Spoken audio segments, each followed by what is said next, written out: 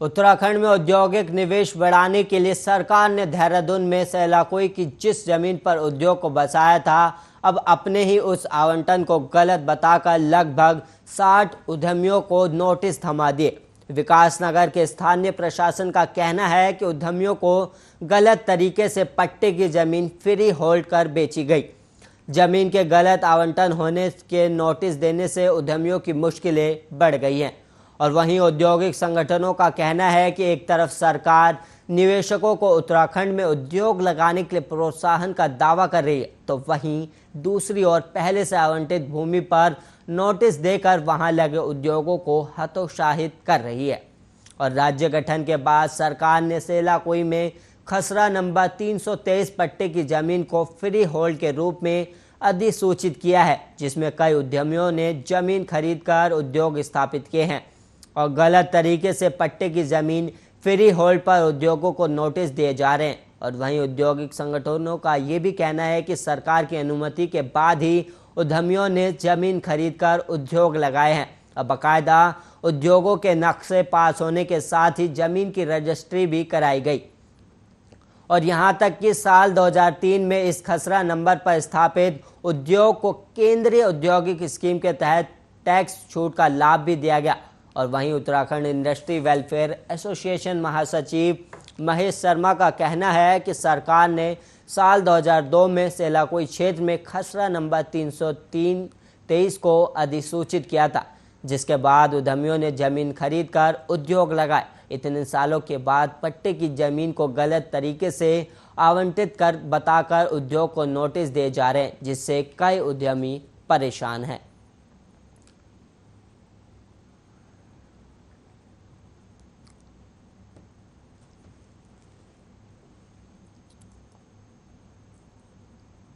उत्तराखंड के उच्च शिक्षण संस्थानों में नए एडमिशन 1 सितंबर से शुरू हो जाएंगे, जबकि नए शैक्षणिक सत्र की शुरुआत 1 अक्टूबर से होगी। सभी राजकीय विश्वविद्यालयों को 30 अक्टूबर तक रिजल्ट घोषित करने के निर्देश दे दिए गए हैं। और साथ ही राज्य में नई शिक्षा नीति लागू करने के लिए गठित टास्क फोर्स को होमवर्क शुरू करने के लिए कहा गया है।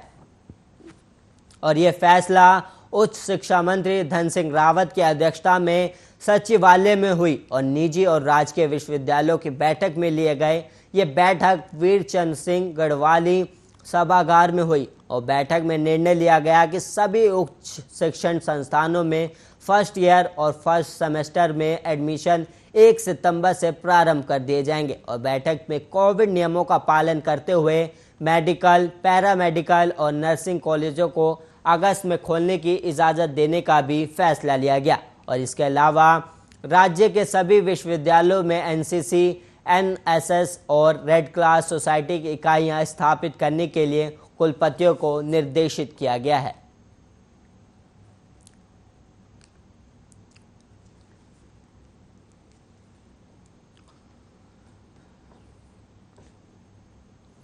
मौसम विज्ञान केंद्र ने उत्तराखंड के 5 जिलों के लिए भारी से बहुत भारी बारिश का रेड अलर्ट जारी किया है। और 26 जुलाई और 27 जुलाई को उत्तराखंड में बारिश का रेड अलर्ट जारी किया गया। और मौसम विभाग के अनुसार अगले कुछ दिनों में बारिश फिर से आफत बन सकती है, तो इसलिए लोगों को सतर्क रहने की भी ज़रूरत है।